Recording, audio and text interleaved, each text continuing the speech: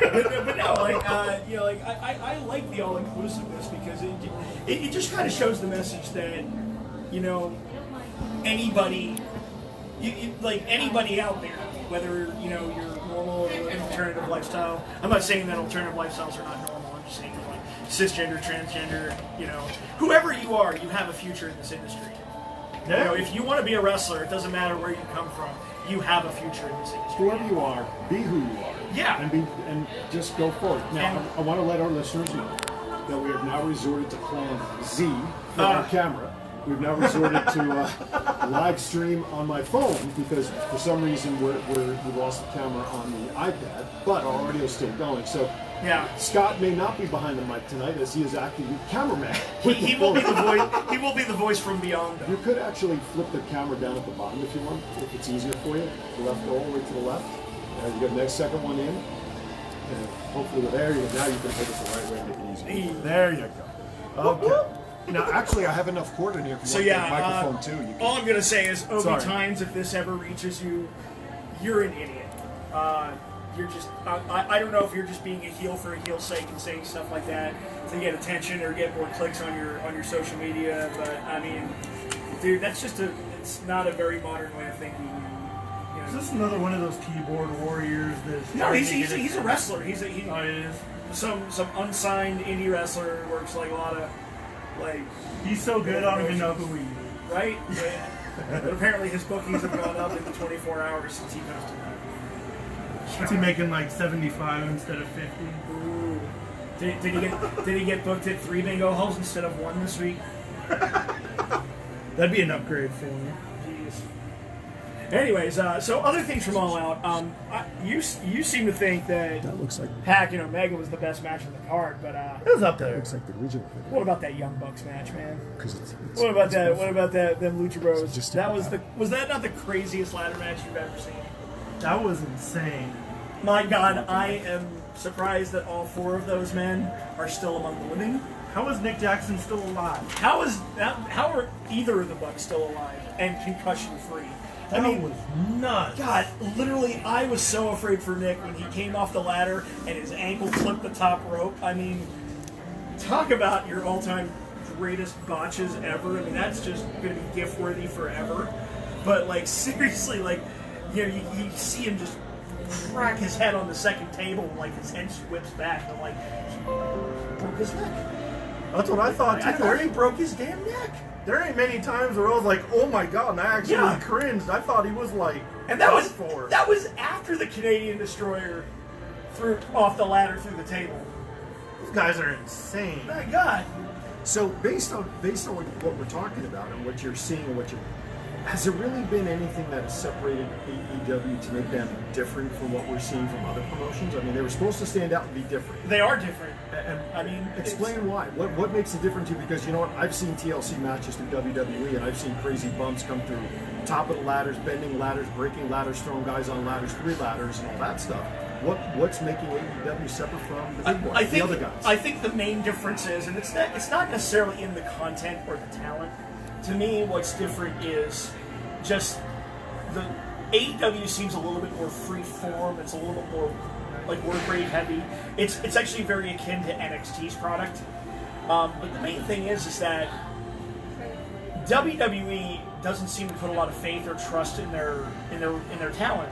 And a lot of former talent have spoken out on this, from Chris Jericho to Jon Moxley, CM Punk. Like, a lot of them have said in their exit interviews or their aftermarket podcasts and interviews, so to speak, that they felt creatively stifled. They would present ideas to creative, and Vince would shoot them down, and creative would shoot them down, and Kevin Dunn would shoot them down.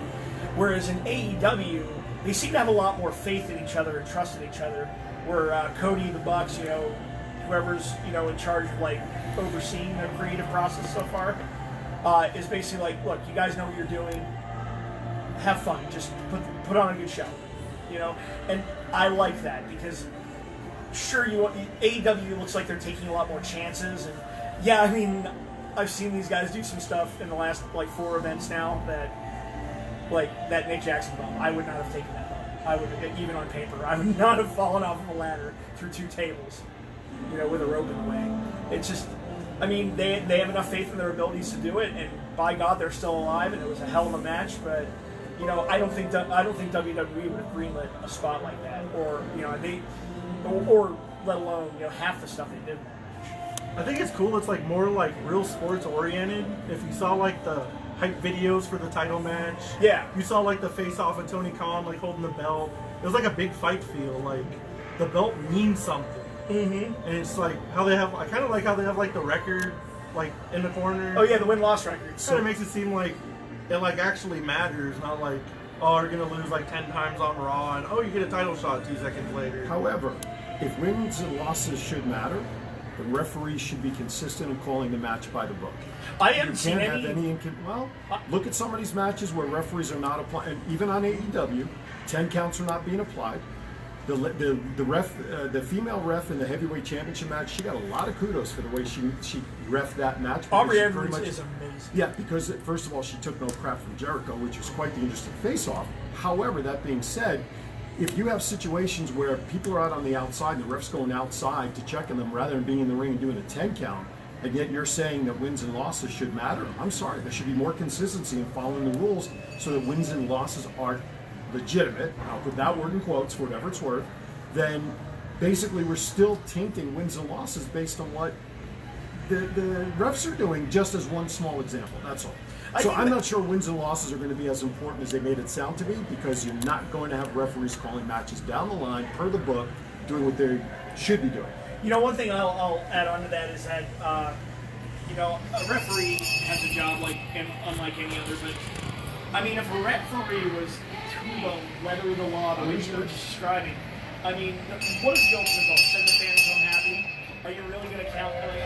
I can say as a fan, I hate to see a really good match end in a count out or a So draw. so if that's the case, and we're given that as a parameter, do wins and losses really matter?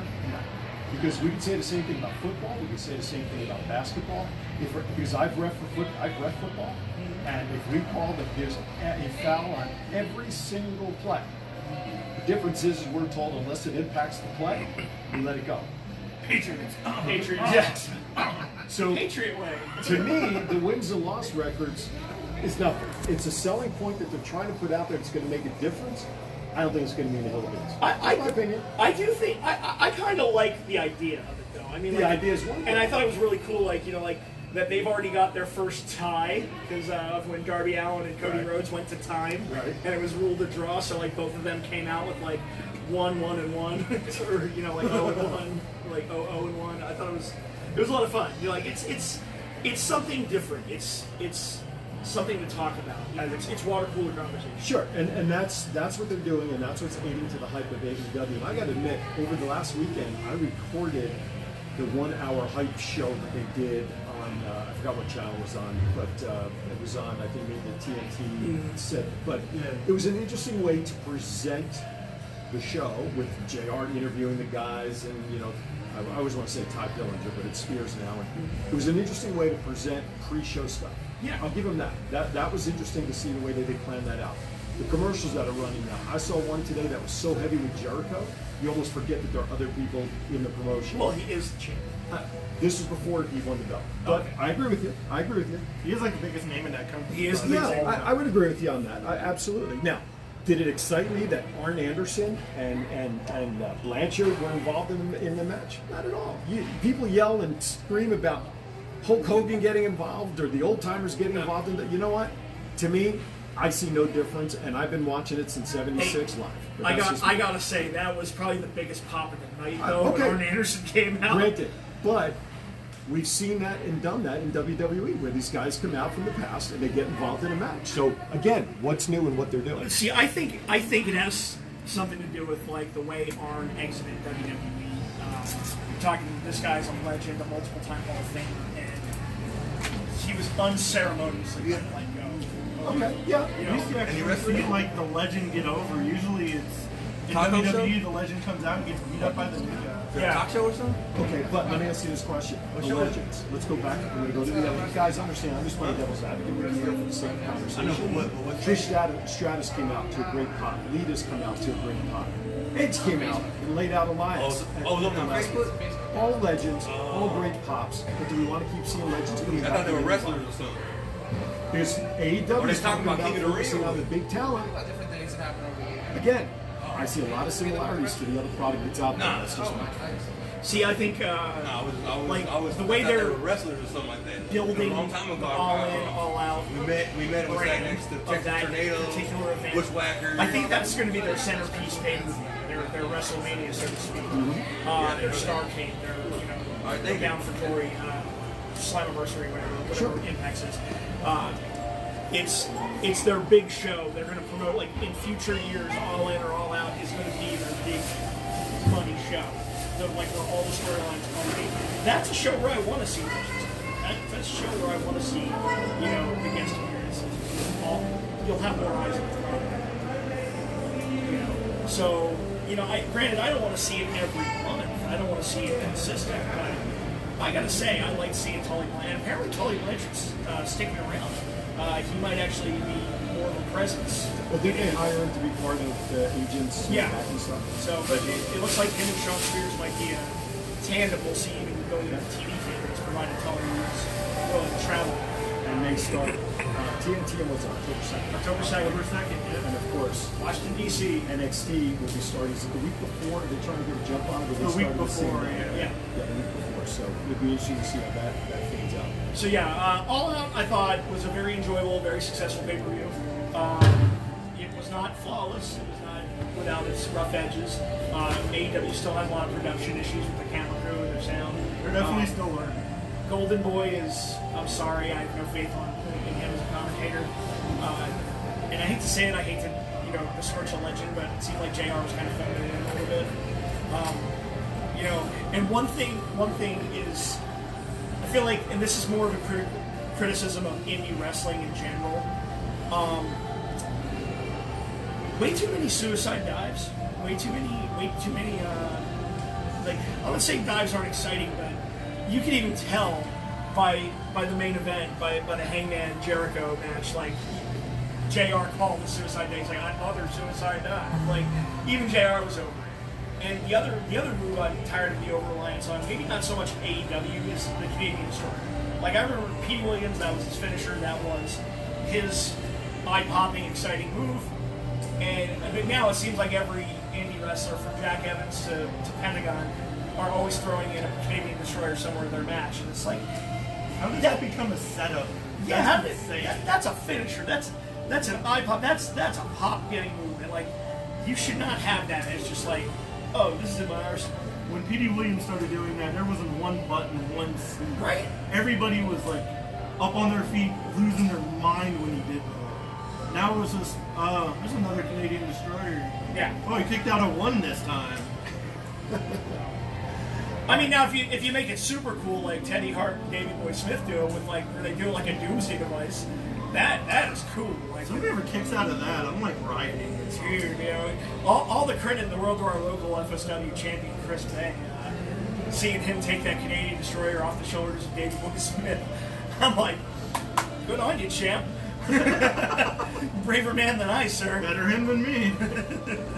All right, as long as let's come out of the weekend. Let's talk about. Well, there's still two. That was only one pay-per-view. No, I understand this. So what's the next one you want to hear? So the next one, am I the only one of us who watched Royal Quest? I did not. I did not see it. Okay, I'll just do a brief rundown on Royal Quest. I do like the New Japan shows. I watch a lot of the big shows. I don't really watch a lot of the New Japan stuff. But I usually watch like Canadian and Wrestle Kingdom. Royal Quest. This one seemed like a really big one. And to me, there were like all of the matches in my mind were solid. They were work rate heavy. It's like, it was almost on quality with like on par with a Takeover, where like every match on the card was really good. But I just kind of want to focus on some standout moments. Will Ospreay and Robbie Eagles as a tag team going over in their match with Bullet Club. It was Taiji and I left my notes on. Just me even trying to say half of those names. Right. Anyway, it was a very good. It was the Bullet Club team was the junior light heavyweight tag team champions. So Ospreay and Robbie Eagles, which was good because it was a hometown crowd. Ospreay's from London, so it's good. He got a win in his hometown. They wound up challenging them for they said, hey, we got a win over you. Why not fight for the belts next time? and it was a very enjoyable match, bell to bell. The main event with Okada and Suzuki was 50 minutes of great technical Japanese style wrestling. Of course, Okada came out the victor, did not lose his title. But to me, the two biggest highlights of the night was the Hiroshi Tanahashi, the ace, beating Zack Sabre Jr. for the Red Pro British title, and which it was a shock because I didn't think Zack Sabre was going to lose this in his own country. But the match, start to finish, was just a technical masterpiece. Zack Sabre Jr. is probably the best submission specialist in the world, and I would dare say I've never seen any submission style wrestler do the hold he does. He's so innovative. Every time I see a Zack Sabre Jr. match, they always it's almost like he's pulling something new out of the hat, like every single time. And going up against one of the best in the history of New Japan, like they're basically their John Cena. It was a great match. It was a great match. And but the biggest story to come out of that was out of Wrestle Kingdom, Royal Quest was Kenta. Kenta, beat Ishii for the Never Openweight title, but mid-match he took a German suplex and landed right on his head. And Kenta was he got his bell rung. He was not stupid. I honestly think he lost consciousness for like at least 20 seconds. I saw the GIF on Twitter. That looked nasty. And yeah, I mean he got up, tried to square her off with Ishii, and just dropped like a sack of potatoes. Came to immediately thereafter, but you could tell the rest of the match, he was just, he had his bell rung. He was shell shocked, and so a lot of people were fearing concussion, but apparently he got checked out. He's good to go. He's coming back there next day to the tour, not missing any time. So between Nick Jackson and Kenta, two very scary potential injuries that just by sheer dumb luck were avoided. So that's really all about Royal Quest. And I do want to go into NXT TakeOver. Hold that thought though, because we're at the bottom of the hour. I want to just do a little reset. Okay. And we have our fourth person who's now grabbed the mic as he's running the camera. So I want to give them a second. All right. Want to welcome everybody to Thoughts Count Anywhere podcast. We're coming to you live from Power Play Sports Collectibles down here at the Boulevard Mall in the heart of Las Vegas. Merlin and DI, and at this time, let us welcome the gentleman who is allowing us to utilize his store space, Mr. Scott. How are you, sir? Hello there, everyone in Radio Land or Podcast Land, as always. We're only going to hear his voice. We're not seeing him on camera because he's got the camera in his He got it in the camera. He is the camera. There you go. Let him see it. There you go. So what's new in your world, sir? What's going on here at Power Play? Well, I'm listening to first of all, Power Play is doing great. We just had a show for Sunset Station with Vegas Golden Knights Ryan Reeves. Okay. Great turnout. And for those who are in town or want to stop by next weekend, the 14th, here at the Boulevard Mall, we have another Vegas Golden Knight in Braden McNabb. He'll be signing autographs here. We're having a sports card collectible show right in the middle of the mall. So come on down. Lots of wrestling memorabilia. Can't wait. Also, for the first 5 people to come down, we've already have a few of them in the store. Right on. They're getting a free gift bag, and I'm going to slide over here. Slide over as we turn with the camera. There we go. Okay. I feel like I just got like the... And since we're, basically being cameraman, I picked out one of our random gift bags. I want to show the viewers what they can get if they come down, and this is completely random. Do you watch Dead Files at all? No. Steve and the girl, so every time she sees an entity, she has somebody draw it, and they put the picture inside like this manila envelope. Okay. So I feel like I'm Steve right now, ready to show a picture of what she saw. Better than finding out the Maury Povich DNA result. Okay, so it looks like, wow, we have quite a few things here. You have a bag of photos, actually. Yes. And a plain white piece of paper. Yes. Can't forget that. So we have quite a few. Would you mind sliding those out? But I will say, while he's pulling those out, we actually have a signed card, event signed trading card by Kama Mustafa. Boy, does he look familiar? As maybe the Godfather? Could be. But signed and autographed. Or Papa Shango. Or Papa Shango. Or Kama Mustafa. Now that's what I said. That's what this card is. It's Yeah. Kama Mustafa. Kama. Okay, so what else is in the grab? NOD. We have Stacy Carter, the cat, from the WWF days. Jerry Lawler's ex-wife. Yeah. Puppies. Vegas' favorite wrestler, Killer Cross. Oh, and we could talk about that. And we got stuff to talk about him too. I've had the pleasure of interviewing Kevin on a few different shows. Father of the Year right there. And we got the other half of the Marty Rockers, Marty Jannetty. Man who's never met a plate glass window he didn't like. Then we have a wrestling legend autograph, And Casey. All right, there you go. And Casey. All right.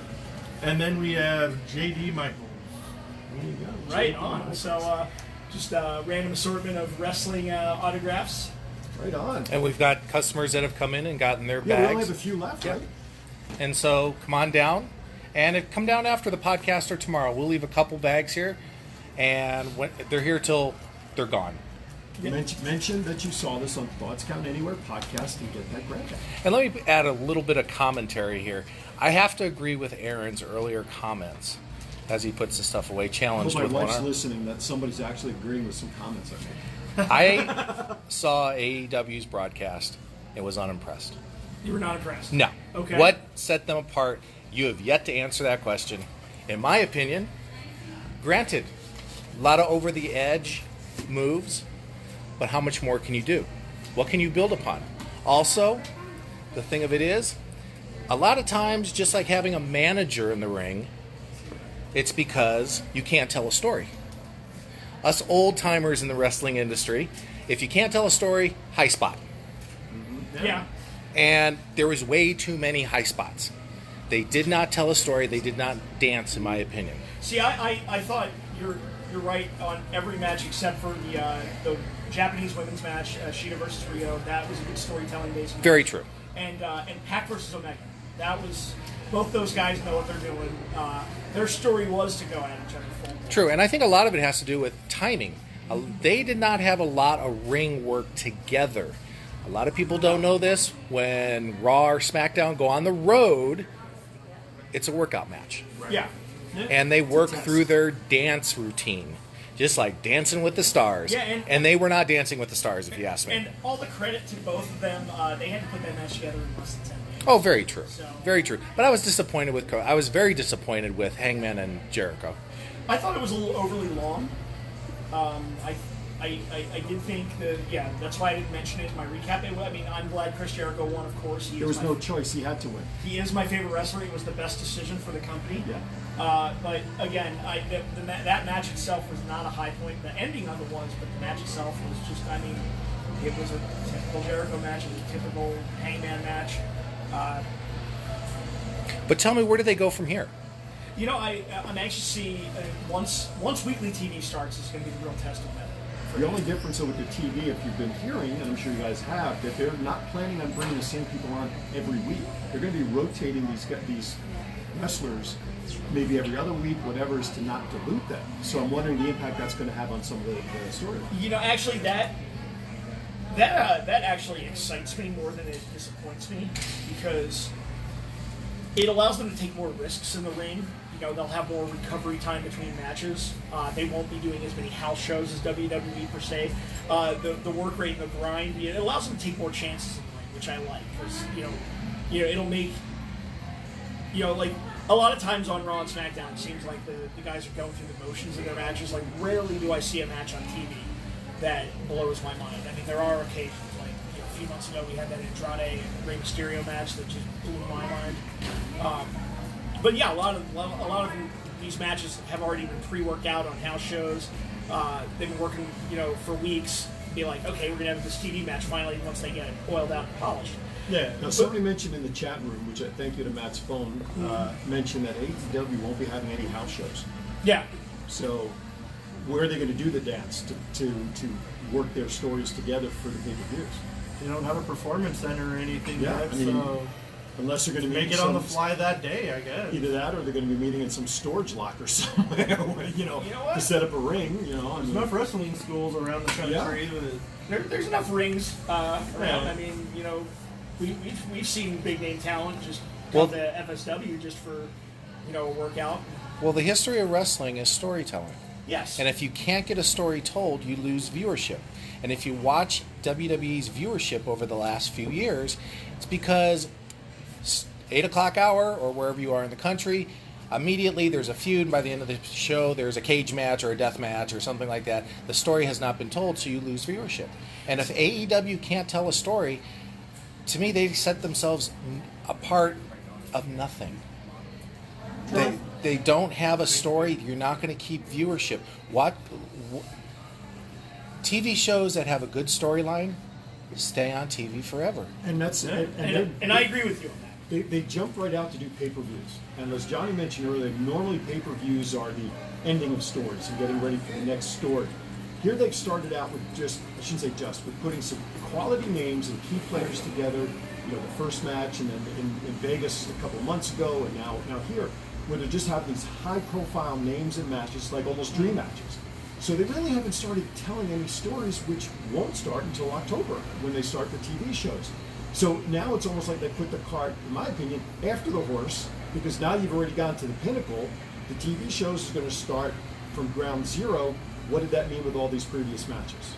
Well, what might not be known to like everybody, but definitely known to like hardcore fans, like.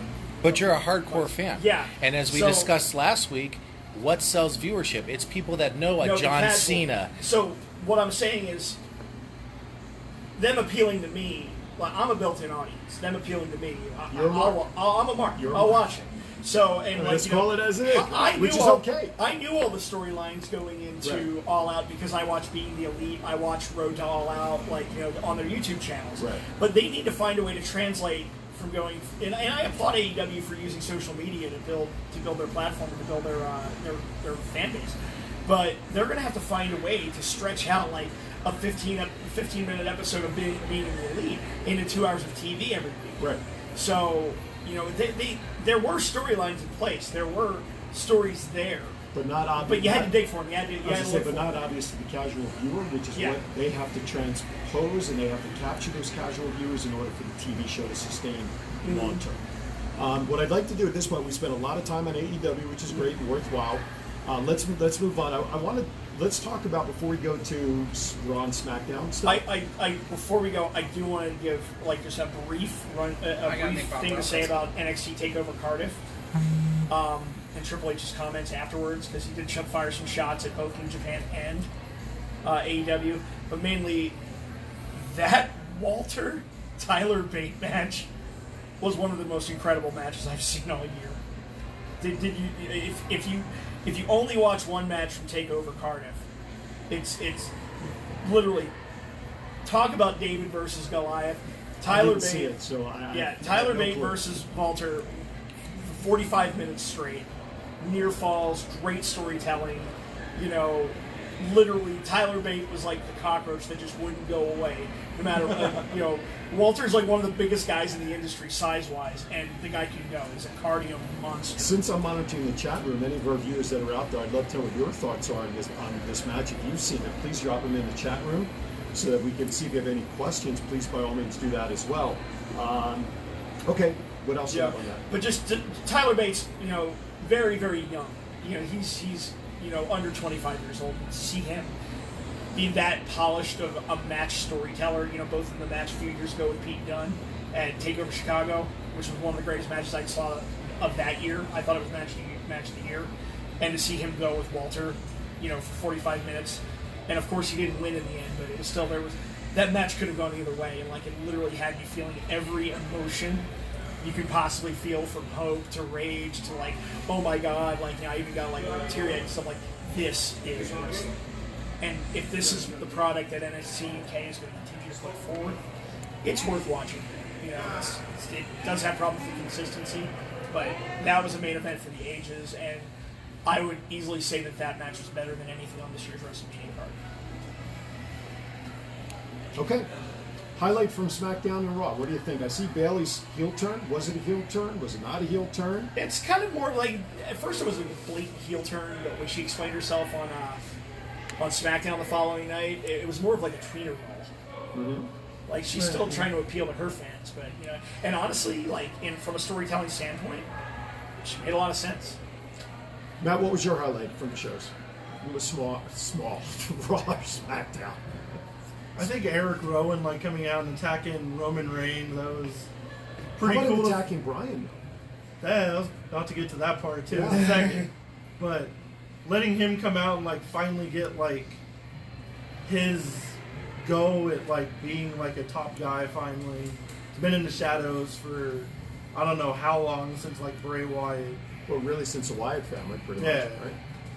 So, I mean, are you excited to see Rowan and Reigns go out at a Clash of Champions? I mean, you Yeah, think that's it's going to gonna be be really really Actually, I think it's good. I feel like they've done a lot in the last year alone Right. to develop Rowan as a wrestler and a character.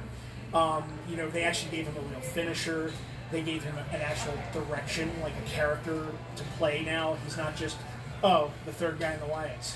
Or he's not just like, he's not aimless. He's not the guy in the sheet mask. Right. Let me jump in here for a second. One of our listeners or viewers just broke, at least we'll say possibly just broke. Right. Moxley versus Omega on Full Gear just broke. Oh. Okay, that's fine and dandy. I'm going to go What's to the Full heel Gear? side again. What's Full Gear? Yeah, what's Full Gear and Full why? Gear, Full Gear it was announced during All Out that Full Gear will be AEW's first pay-per-view. Okay, but you have Moxley, who is a huge name, going against a guy, Kenny Omega, I realize is a top talent, who just lost. Kenny Omega's 1-3, and they were really talking it up. So when going back to like wins and losses matter, they were the commentary was really building that up, like the same way a baseball announcer. But then like, that doesn't make he's in sense. a batting slump. Right. That makes absolutely no sense. And then you have Moxley who's coming in from, he's having elbow surgery because of the MRSA. What, is he going to really be 100% when that card is? When is that card due? Did they say when they're going to have that pay-per-view? I believe. Let me check my phone. Hopefully it'll be enough time for him to recover. But while we're looking that up, though, I believe it's in either November or. okay. So he's got a October. couple of months. But they're hoping that Moxley's even going to be ready for the TV stuff. in November 9th. October. That's going to be interesting to see if he'll be ready even for the TV tapings. I'm wondering how much Moxley not being at the AEW event this past weekend actually may have hurt the pay-per-view a little bit. I think hurting their ticket sales. What's too. that? Yeah, I think that had a lot to play with it as well. But okay, let's go back to Raw and SmackDown. So Eric Rowan coming out, Bayley's turn. What else stood? King of the Ring. Although Triple threat next week. Triple Right? threat next week, which is a match I want to see. It's three guys who I can't pick a winner in that match, Samoa Joe, Ricochet, and Baron and Corbin. Baron Corbin. So looks like our picks are still in it, Matt. All hail King Corbin. All hail King Joe. I hate to say it, but Corbin would But be the perfect I heel was a to wear little, the crown. I was a little concerned though at SmackDown. Now I don't know if this is, a red herring or whatnot, but it seemed like they telegraphed the King of the Ring final already. In what way? Okay, so on the SmackDown, so you know it's going to be a Raw guy versus SmackDown. Sure. Yeah. So, going back to yesterday's SmackDown, you had that backstage altercation between Samoa Joe and Chad Gable. Okay.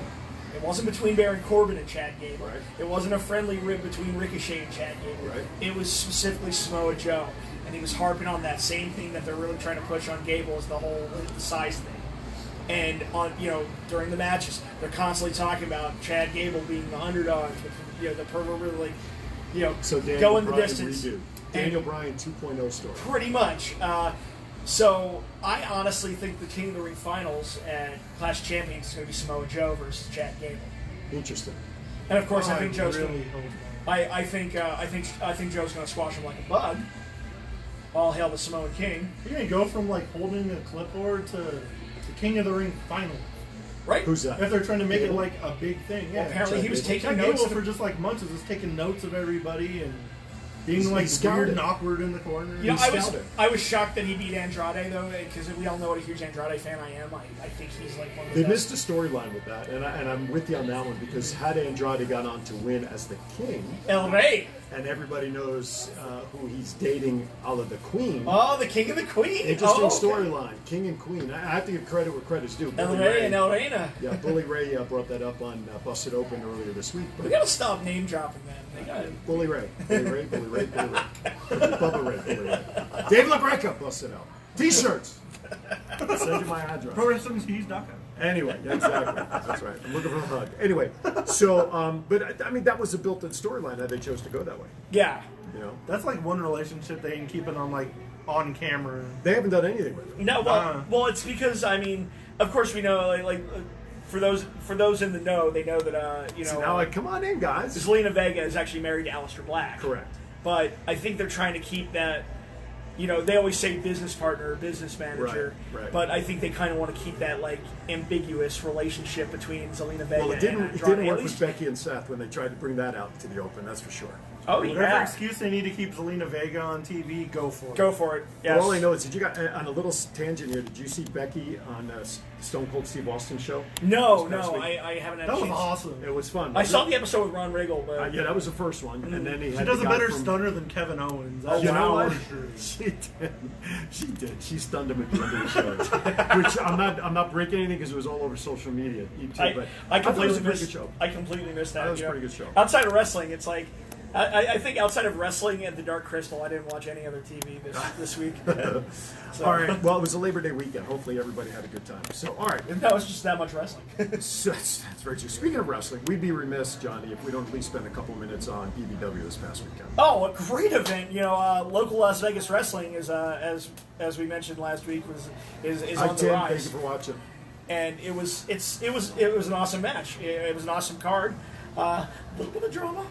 A little bit of drama. A little bit. Apparently, we Okay. had some visitors from From a rival promotion. I don't even want to name drop them. no name drop, but we had a run in from a couple of individuals that were certainly not expected. I don't want to give them the publicity No, because basically there was a run in. It was not planned.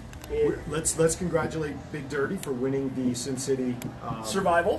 match. Yep. He now gets an opportunity to go after any title he wants within Big Valley Wrestling. Right? And Kevin Ducats, the most hated man in BVW, retained over Sefa Fatu. Well, retained due to a time limit. Well, true. Well, that's true. He did not beat Sefa. It was. He did not solve the problem. It was champion's advantage, and it went to draw. And but yeah, I mean that was also the roof blew off Yeah. when that match started, and it was. I'll tell you what, it was a great card.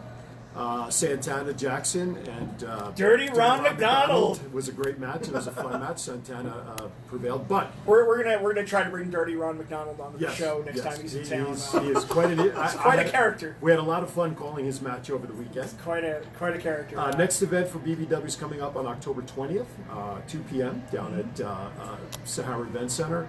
It's a trick treat and something. Tricks, treats, and turmoil. There you go.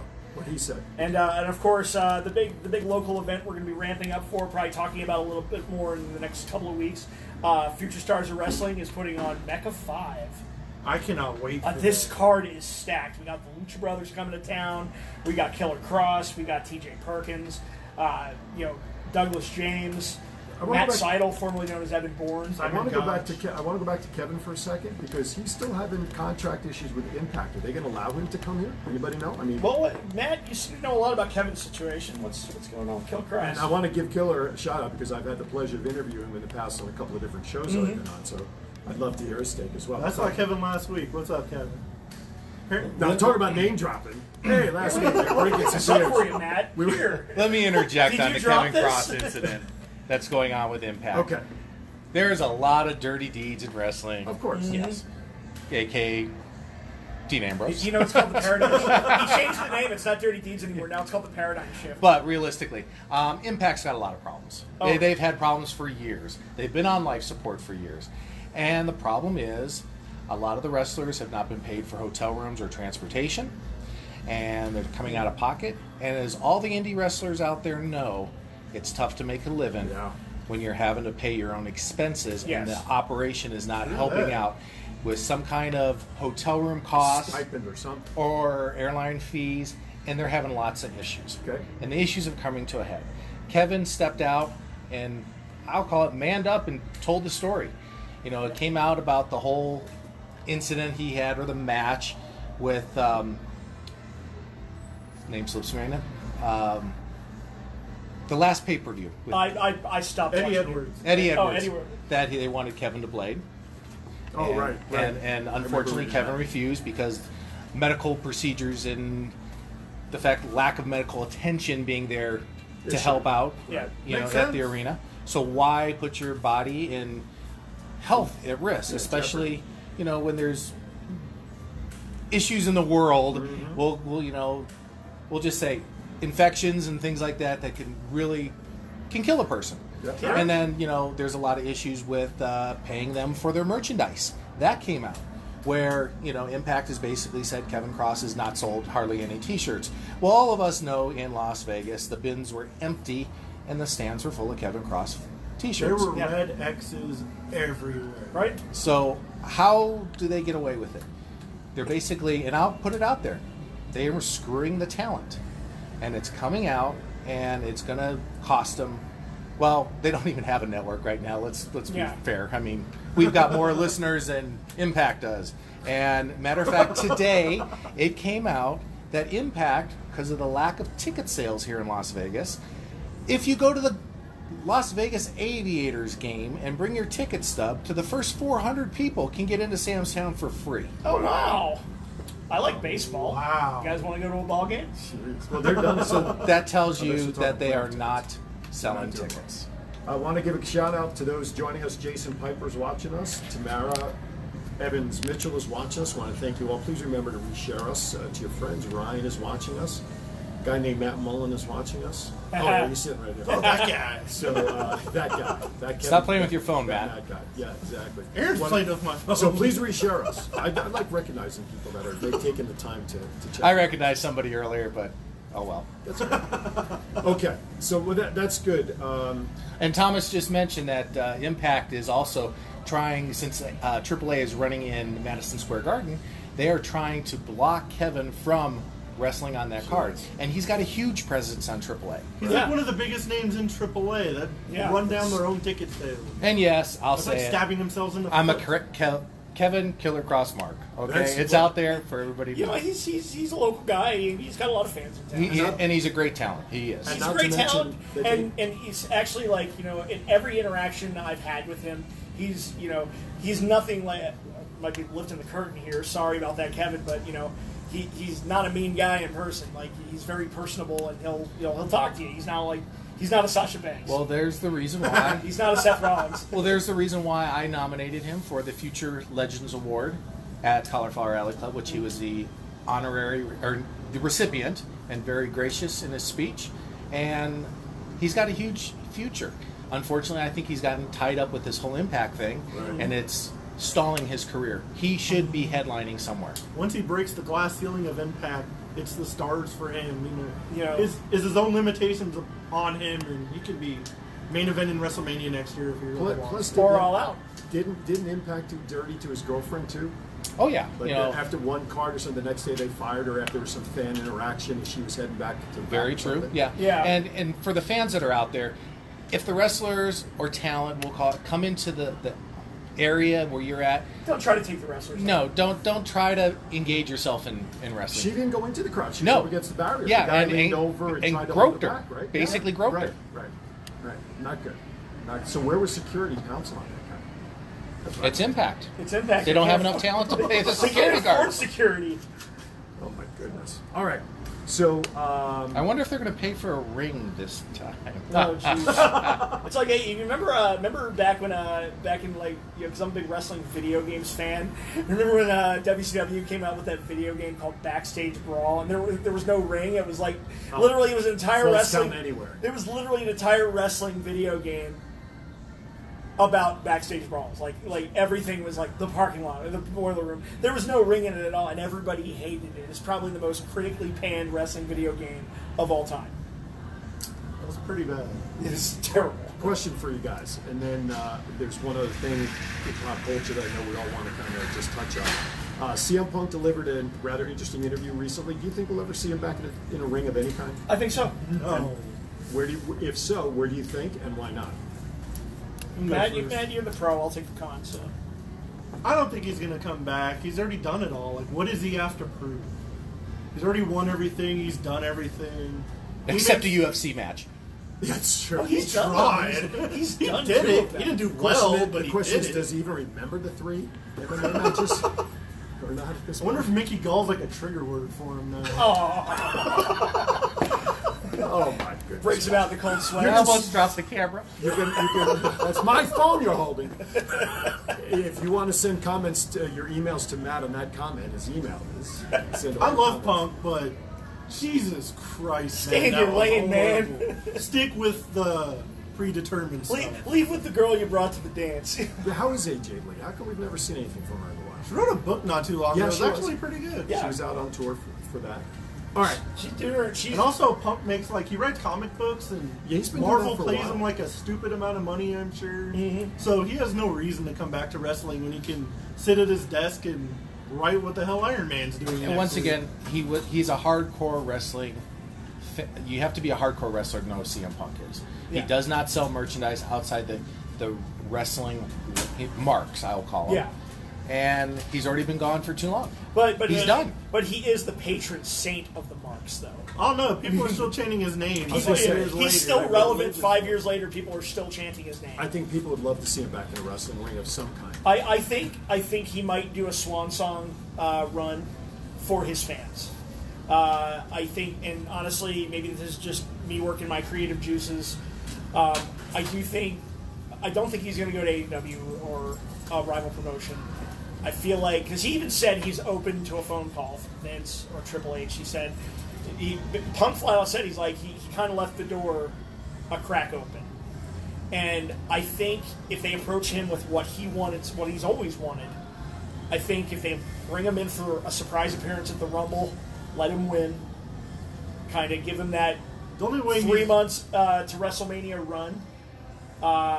And Hunter squashes him. Well, let him main event WrestleMania. Vince squashes him. No, let him main event Mania in a dream match, like something potentially that we all want to see, like CM Punk versus Seth Rollins or CM Punk versus. But that would versus, be a versus disgrace to AJ. the other I talent. was gonna say, though. I don't know. I don't think it would, because CM Punk has always been a blue collar wrestler. He, his whole career he did the work.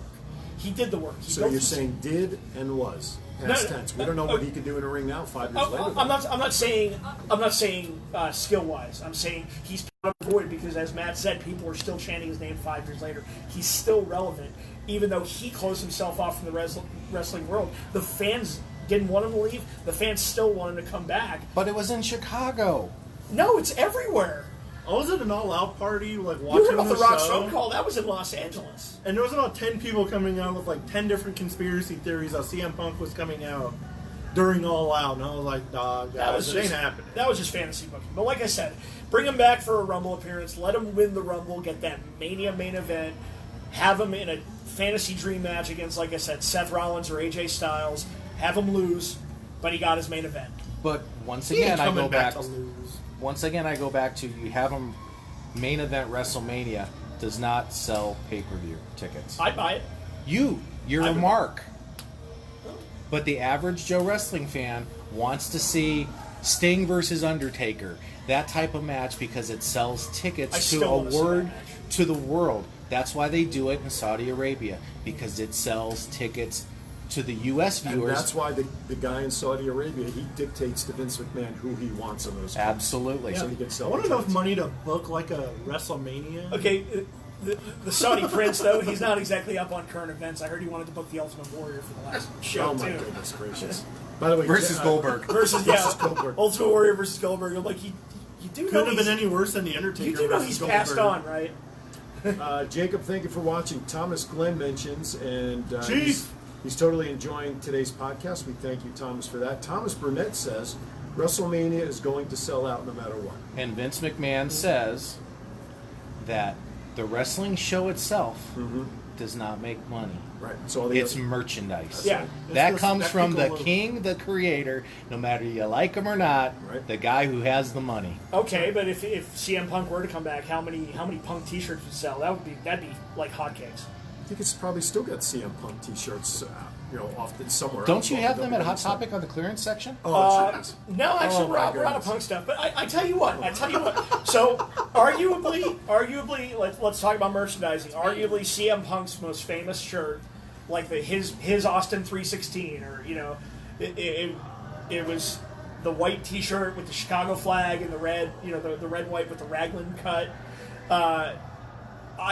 There's not a live event that I go to this day that I still don't see at least 3 or 4 people wearing that very shirt. I have that shirt. Very true. But once again, nationally, and I've sat with legends. I've sat with Vince McMahon, his brain trust, Pat Patterson, JR, one of Briscoe. my Briscoe, J.J. Dillon. Bottom line, the people that walk the neighborhood, you just point at somebody and you ask them who The Rock, Cena are. They know who they are. If you tell them who CM Punk is, they're going to look at you, tilt their head like a cat, and go, huh? Yeah, but a lot of the people you just mentioned were crossover stars. I mean, some people know John Cena from wrestling, but some people also know him from his movies. But people knew who The Rock was before he even did Walking Tall. There was like a worldwide 'cause he did the Scorpion King Or the first. tooth. Scorpion. Yeah, And they right. said Hulk Hogan has like the third most recognizable face in the entire Exactly. world. Right. Absolutely. Everybody knows who Hulk Hogan is. Yeah. All right, guys, we're down to only a couple minutes left for this week's show. And again, I want to thank everybody for watching. You are watching Thoughts Count Anywhere, coming to you live from Power Play Sports Collectibles here at the Boulevard Mall in the heart of Las Vegas, DIN, Maryland. Every Wednesday, 7 p.m. we are live, but now on podcast. Not only can you hopefully rewatch this video when we're done, but the man in the middle here has posted us on just about every audio site, such as, let's give him a rundown of where they can find us. Right now we have TuneIn, Spotify, SoundCloud. We're waiting on approvals from iTunes, iHeart Music, Stitcher. Stitcher, Are we and uploading- Pandora. Are we? Oh, Pandora! I didn't know that one. Are we uploading to YouTube? It says it takes like 4 to 6 weeks, but it's like pretty cool from the stuff they offer. So That's good. Are we fingers downloading? crossed. Are we downloading this video and uploading it to YouTube to a YouTube channel yet?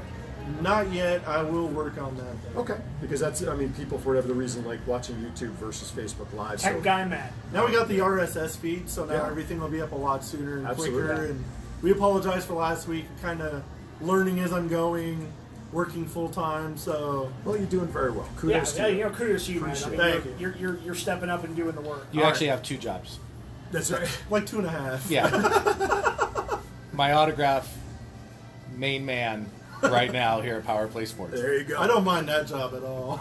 Last but not least, over this past weekend, breaking news that comedian and actor Kevin Hart was involved and injured seriously in an accident in California. He was actually the passenger. Someone else was driving one of his collectible cars. If I'm not mistaken, it was an Impala or something. That was a Barracuda. Barracuda. Yeah, 70 the driver lost 1970 Plymouth control. Barracuda. Yeah, he lost control, went into a median, and was really hurt his back, and maybe some other injuries. But I know for you guys, I mean, to me, it's all about, hey, thoughts and prayers, man. You know, we need your comedy. Get well soon, man.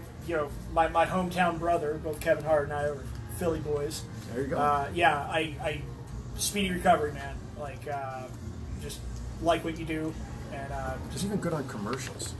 I've met him a couple times in person. He's such a cool dude for He's like a how short big guy, of a isn't he? star he Oh is. yeah, He's like He's- 3'7". He's small. He was Hornswoggle, wasn't But he? he's got like the personality of like a 7-foot Yeah. tall guy. Like, Absolutely. you know what? don't I even tell you realize what. how I big tell he you what. is. The most amazing thing I've ever seen Kevin Hart do was when he did the show at Lincoln Financial Field, the Eagle Stadium. Okay. Go Birds, by the way. Lifestyle. He sold out Lincoln Financial Field. That man single-handedly sold out a football stadium. Did you guys ever see the interview where like him and The Rock impersonate each other? Yes. That's like one of the funniest things I have ever seen. You know, speaking of The Rock, congrats on the wedding, Rock. We weren't invited. We're still waiting for an invitation. Must have got lost in the mail or something. Well, this is going to show what kind of guy The Rock is. The content of his character. The Rock left his own honeymoon to step in for Kevin Hart.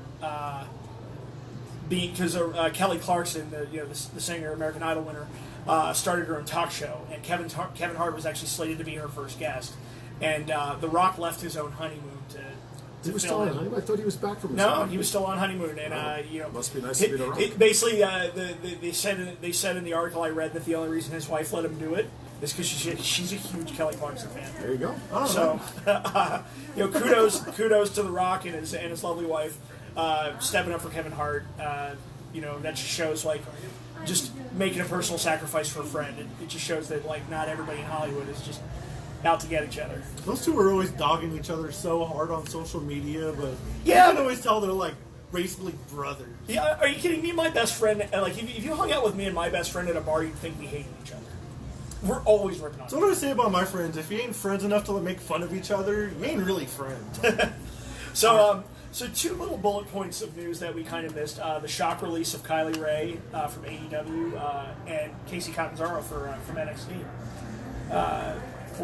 I didn't follow them. I don't know, other than reading the newsline. Both apparently retired because of medical issues. So to both ladies, wish you well. But I gotta say, like, Casey Catanzaro really surprised me because I was a fan of hers on American Ninja Warrior. When I found out she signed with NXT, I was really excited. She got a huge pop at the Royal Rumble when she came out. The few NXT TV tapings she's done, the Mae Young Classic, she was over as you can be. And of course, she's also dating Ricochet, who's also one of the most exciting. That's probably the most exciting couple in wrestling right now for me. And if it was a medical issue that derailed her career, knowing the way that woman conditions herself, like I've seen her Ninja Warrior training videos, and she's just an animal. So I hope it's nothing too serious, and maybe one day down the road, I hope you reconsider, because I thought Casey Catanzaro had the real potential to be a star in WWE. So what you're saying is there's a roster spot in WWE open for a woman? Yes. Huh. I have an idea. Probably the best woman out there right now. She'll be in Vegas, and probably the only draw for Impact. Could her initials be TB? And in Power Play Sports in November. Oh, thank you, with Matt. her dad. Yes. Also initial TV. All right. The Blanchards. Guys, we got to wrap up. We're over our hour. I don't want our viewers and followers to get bored after an hour. So we've covered a lot. We got a little late start, but we thank you for hanging in there with us. Again, you could revisit us here on Facebook once the video is done. Once Scott hits the magic button that our broadcast is over, then you can actually watch us again. Please go out there, like our Facebook page, Thoughts Count Anywhere. Make sure you join us each and every Wednesday, right here at 7 p.m. And please, is he going to drop the phone? What are you doing? What are you doing? I think my hand's asleep. Oh, okay. Well, if it is, maybe the gentleman behind you can hit stop broadcast.